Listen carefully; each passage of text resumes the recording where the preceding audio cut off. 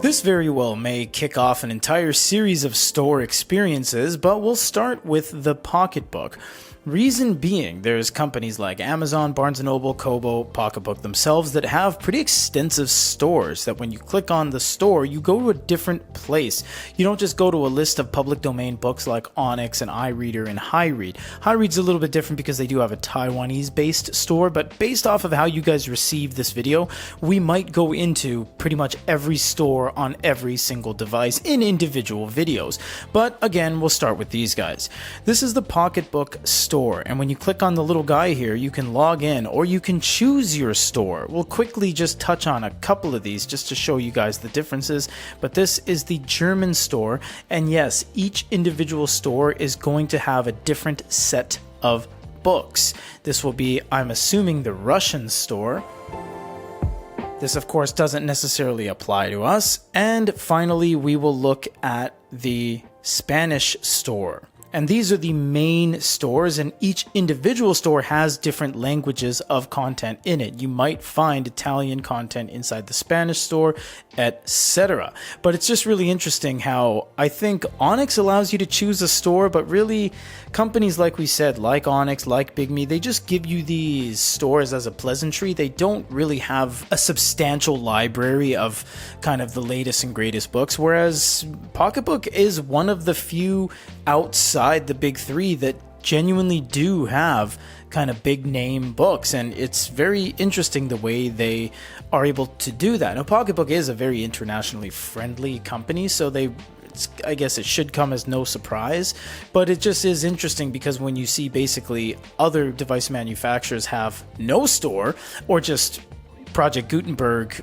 rehashed kind of royalty-free content, it just doesn't bode well for the brand. But here you can choose different categories like math and science, history and archaeology, and everything does go into a little bit of an A2 mode. Now the A2 mode is not user selectable, so it's just going to be only when you're on these screens, but it does allow for a little bit less overall visual and smoother performance. And it does have inertia as well, meaning that if you flick it, it will keep going and then it'll stop when it has to stop.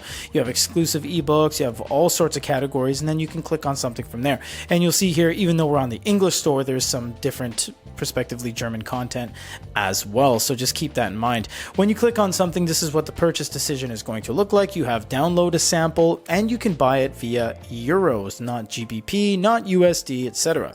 You also have the star rating, when it was released, how many pages, and more books by. So when you have a certain author, certain publisher, you'll see that there will be more things right there. You can click on this and you can add it to your favorites, and you can utilize the cloud and all of the services you want. And it's very easy. You can just sign in with the Pocketbook Reader application. If you have the app on your phone, simply click this and click scan QR code. Go over to the QR code, scan it, and now all of your credentials should have automatically been placed over to the e-reader itself. And now when you click that, it's not going to prompt you to do something, and it'll save it to there. And now you see the random user turned into me, which is peter@goodereader.com, and that's my account. Feel free to send an email if you want to say hi. And now you have the ability to choose your languages, go to your wish list, look at my purchases, all that fun stuff. So this does allow a decent kind of collaboration between the Pocketbook app on any device. We just chose our phone in this matter, or you can use the Pocketbook Reader app on a color Onyx or a Bigme or whatever Android device you wish.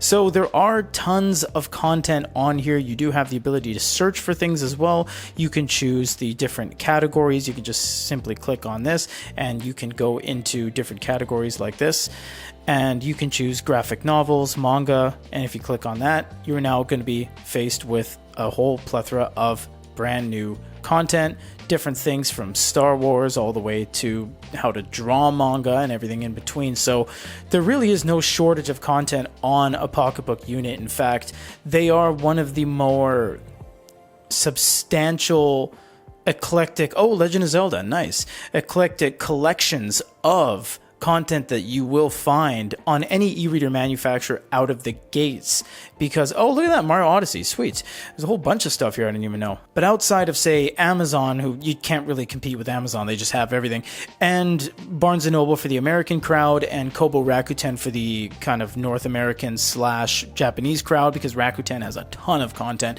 there really is no competitor to the proprietary store of the Pocketbook experience. There really is a lot here, and it goes a little bit thrown to the wayside because it's not as well known as the Amazon store, the Kobo Rakuten bookstore. It's evidently just a little bit more kind of niche and hidden.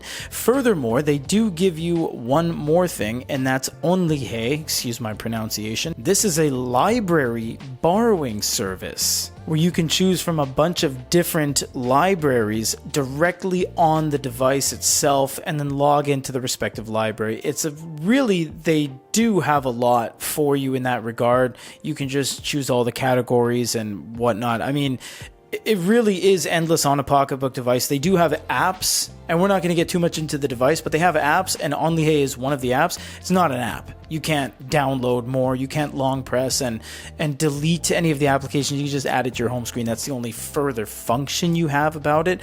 But honestly, it does go a little bit under the radar. There is a bunch that they have to offer. If you have any Pocketbook device, it's going to be the exact same experience. It's going to lead you to the store and allow you to purchase the content. It's just going to be a different size, whether you have a 7.8, a 6-inch, 10.3, what have you.